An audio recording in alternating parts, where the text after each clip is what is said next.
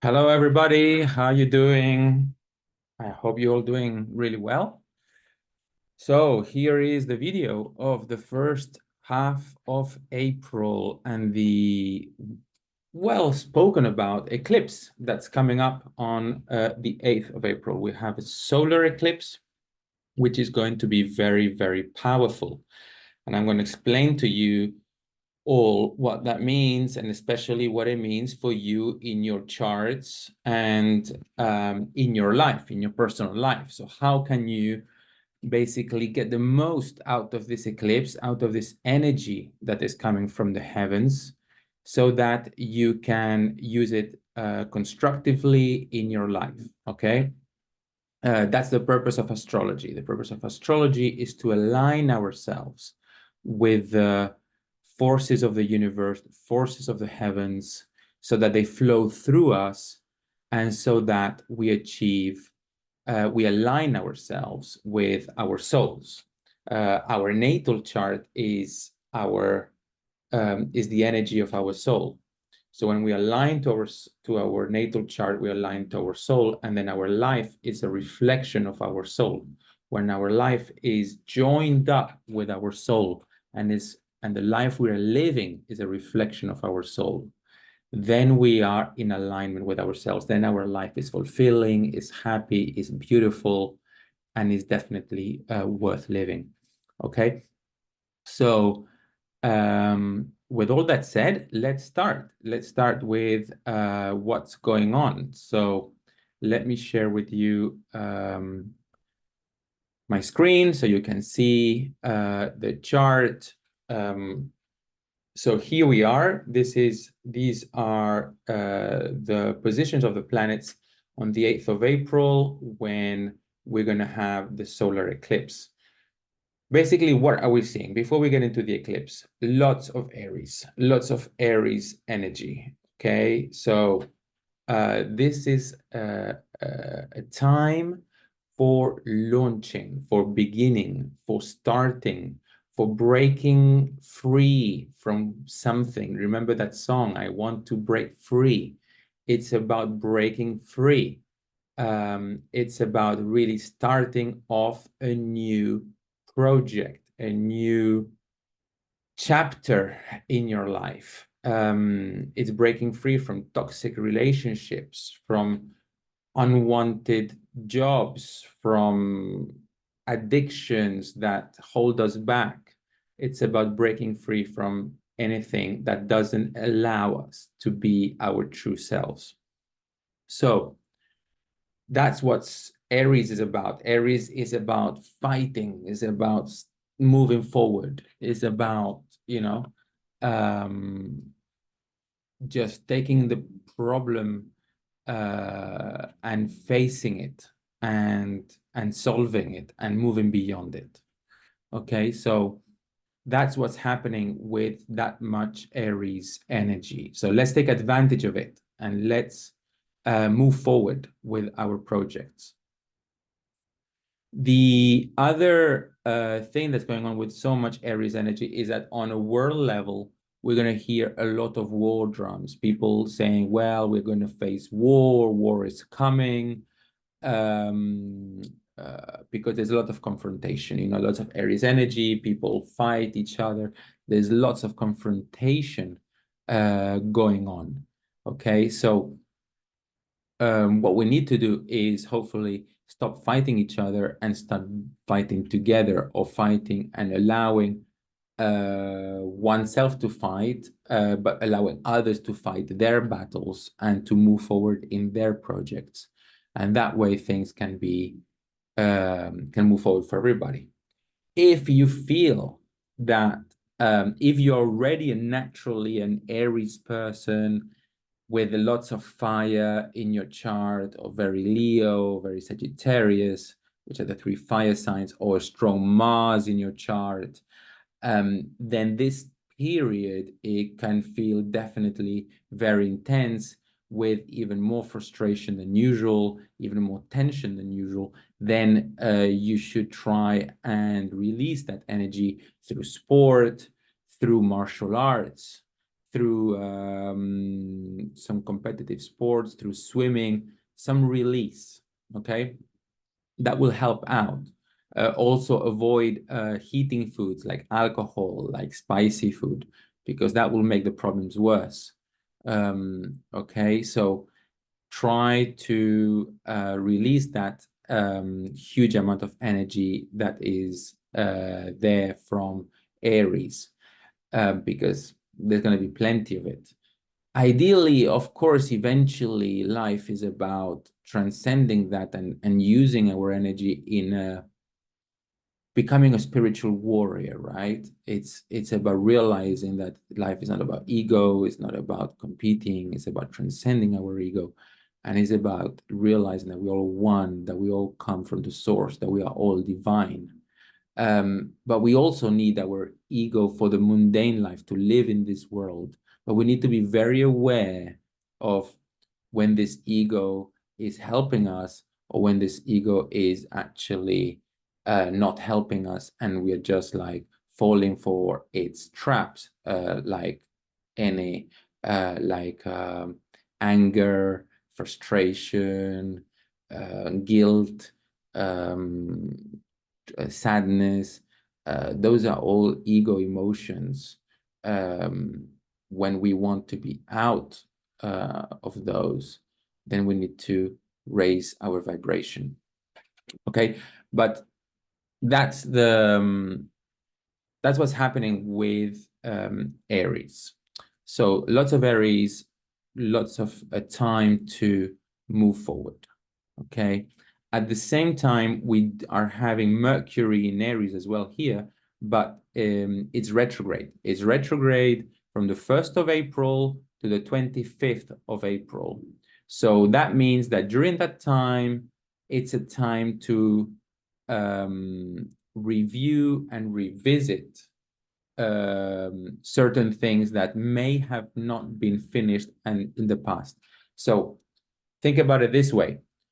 If there are projects that you have started, especially intellectual projects, like studies, like things that you've started, maybe looking for a house or looking for to buy or looking for a car to buy or something, it's a good time now to revisit and study all that again, or maybe finish off a project or finish off that thesis or finish off those videos that we haven't seen from a course online. So it's a good time now to redo it and use that Aries energy, that power us forward to finish off and to really do it for us, do it because we love ourselves, we love who we are, and we owe it to ourselves. We owe it to ourselves to be truthful and honest and have integrity towards ourselves. So let's take this energy, let's revisit what is undone, and let's finish it off. This is a great time to do that with Mercury retrograde. Try to avoid signing contracts, signing the buying of a house, the buying of a car. Now is the time to revisit, to get things clear and everything. And then in May, once Mercury is direct, then you can sign contracts again and buy something. This month is not to buy, to commit to anything, to sign any contract. It's about reviewing and revisiting and finishing off. Okay, so bear that in mind. Apart from that, okay, so what's going on?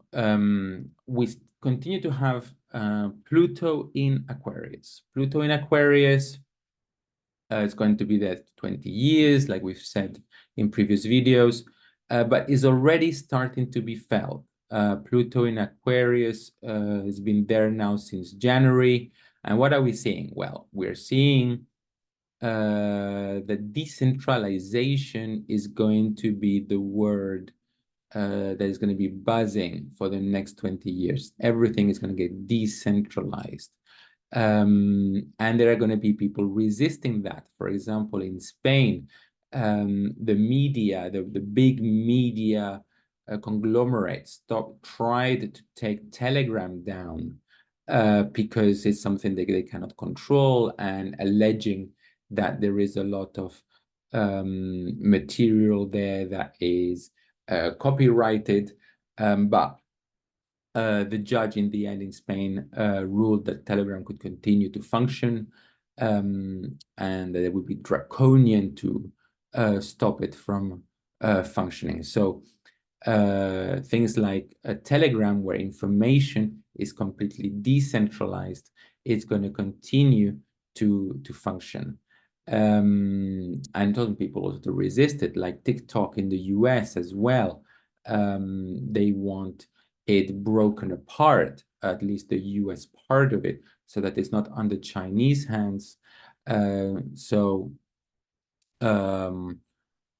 But also to control the information that is, and the data that is there. But today the world is, borders are going to be less and less powerful, and everything's going to get more and more decentralized. So governments are going to try and stop this decentralization, because that means them losing power. But this decentralization is unstoppable. We see it as well, for example, with the extradition of Assange, where that continues. He may have a lifeline there to stop his extradition to the US. That was again him disseminating information, and showing that information should be transparent, should be available. Free speech is extremely important, more important than the war crimes that countries like the US have committed.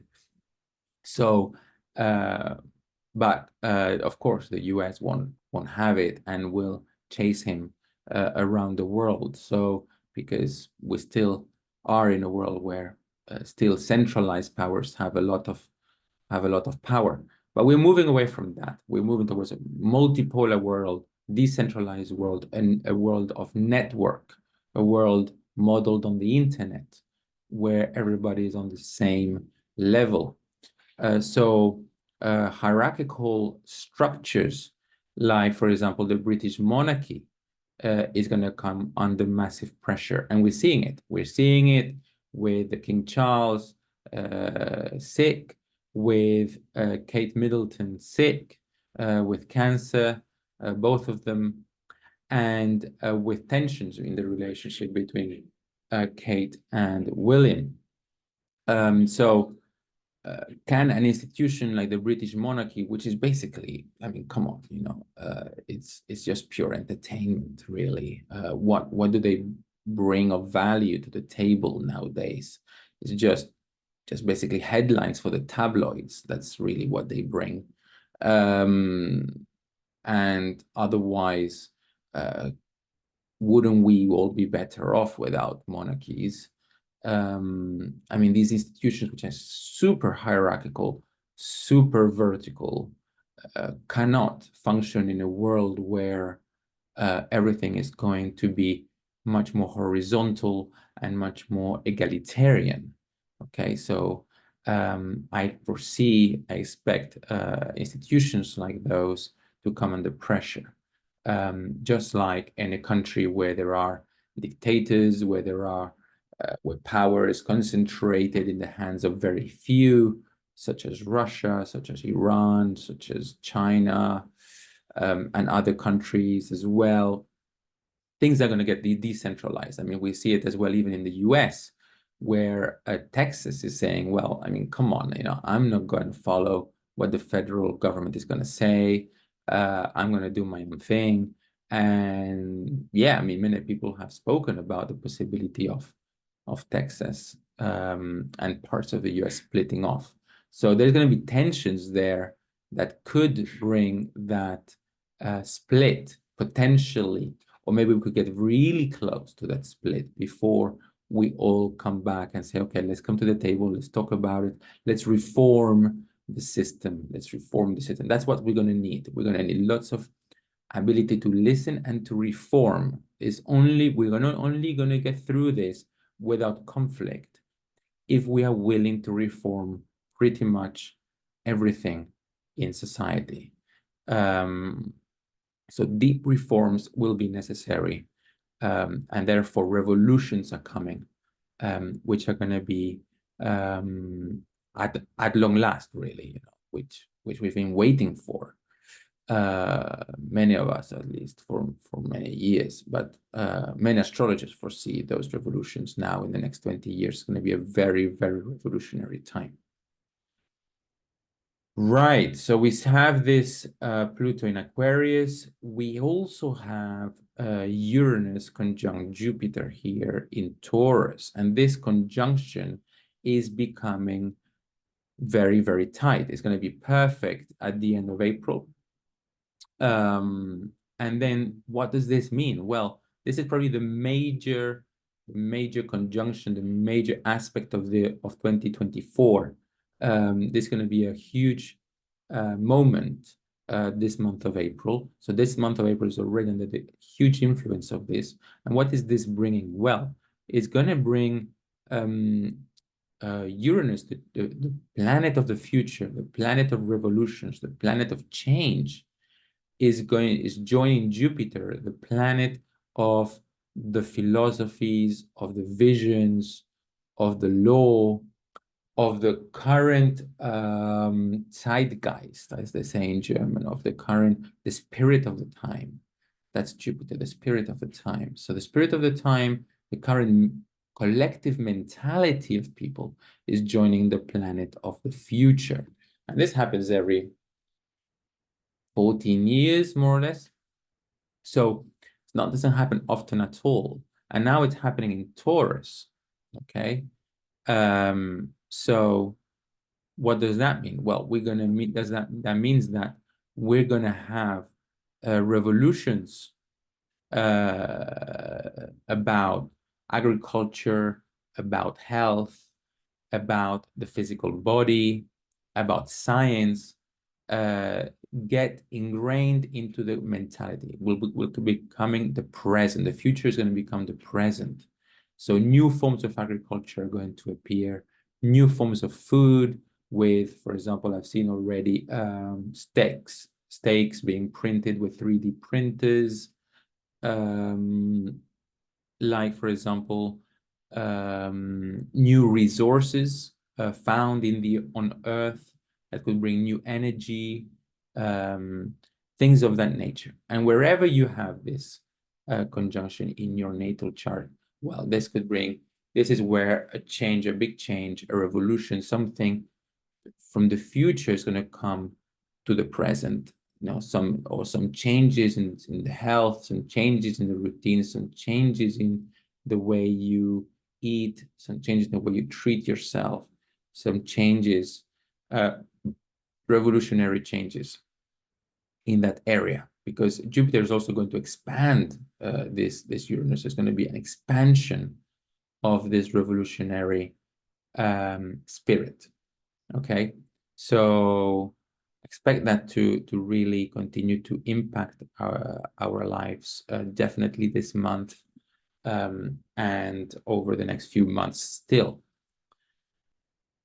The other big conjunction that's happening at the moment is Mars conjunct Saturn, both in Pisces here. This is also very, very important because they both function really well, Mars and Saturn. Lots of energy, Mars, with lots of structure, Saturn. Well, when you put those two together, you can get extremely good results. Of course, they have to be applied in the right direction.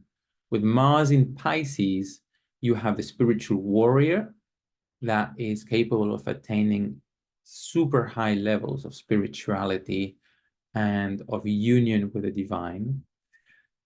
And at the same time,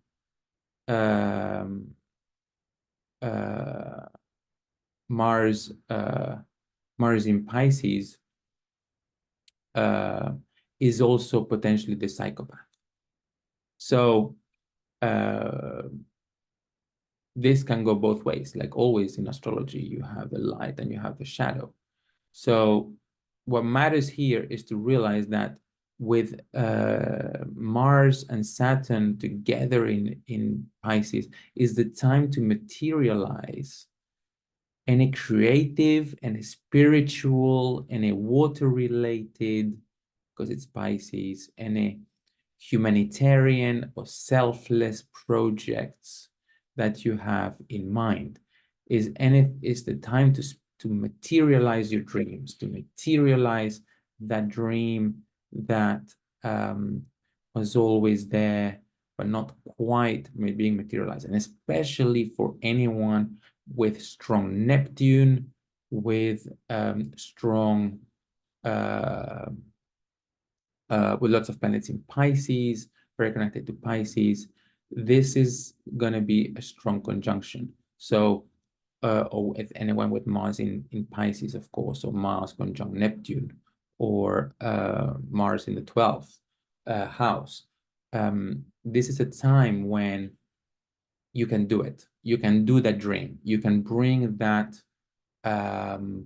that project that, because Pisces is very humanitarian, so that project which is about helping others, which is about lots of selfless actions, which is about the collective, that project is now the time to materialize it, okay?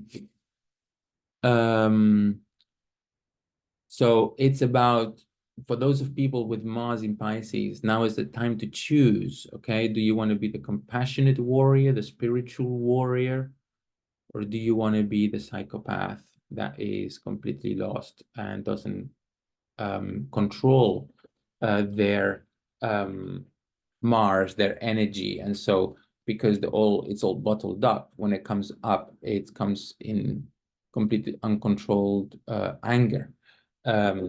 So that is Mars in Pisces, okay? Pisces is the last sign. It's a very spiritual sign. Let's connect to it. Let's make the most of it. All right. Okie dokie. So now let's talk about the main topic of today, which is this new moon, or basically solar eclipse. It's a solar eclipse because look, it's happening very close to the North Node. Okay, when it happens between about 12 degrees from the North Node, then it's an eclipse. And here we have a new moon. So basically, the moon is going to be between the sun and the earth, and it's going to hide the sun completely this time. But not only that, we're also going to have Chiron in alignment, in the same alignment, same degree, same minute. So 90 degrees, 24 minutes. It's going to be extremely, extremely powerful due to this Chiron, this eclipse. So you're going to have to watch very carefully with where does this eclipse fall in your natal chart. In that house where it falls, that's where things are going to be shifted. And especially for those of you with personal planets. So that's Sun, Moon, Mercury, Venus, Mars, planets, between 10 between 10 and 29 degrees of Aries, and especially those who are really close to 19 degrees, but between 10 and 29 degrees of Aries, of Cancer, of Capricorn, and of Libra, which are the cardinal signs, then you're going to get really affected if you have any of these personal planets within those degrees. So pay attention to what's coming. So Chiron in Aries. Chiron in Aries, first of all, Chiron in Aries shows us the pain of not being able to exist. It shows us how painful it is to not be able to do what one wants to do and needs to do in life to survive. Okay, so it's possible that over the next few weeks, because the influence of eclipse can last up to 6 months, over the next few months, we could see really lots of painful situations show us the brutality of war, and how some people are not being allowed to exist. Like Russia doesn't want to allow Ukraine to exist, or Israel doesn't want to let Gaza exist. Basically, we're gonna say, hey, come on, let's stop that. These people should be allowed to exist, should be allowed to have their home. So Chiron in Aries can bring, therefore, pacifist movements. And we could see pacifist movements emerge just like it did after the First World War as well, when we had also Chiron in Aries. So let's pay attention to that. But then now this Chiron in Aries is going to be conjuncting this new moon, and that makes it massive, massively, massively powerful. In which ways, you would probably ask me? Well, let's start with a new moon. What is a new moon? A new moon is a beginning. It's a time to sow a seed. It's a time when we really start a new chapter. And it's in Aries, the sign of beginnings. So even more so, a time to start a new chapter. So we're going to start a new chapter in Aries. And it's going to be linked to Chiron. So it's going to be linked to pain. It's going to be linked to the pain of not being able to exist, of pacifist movements, potentially. So there is a completely new seed that's going to get planted in relation to pacifist movements and in relation to our relationship to wars. But also because the opposite sign is Libra, it's going to be about relationships. The relationship that we used to have in the past, do they still serve us? Are they still helpful?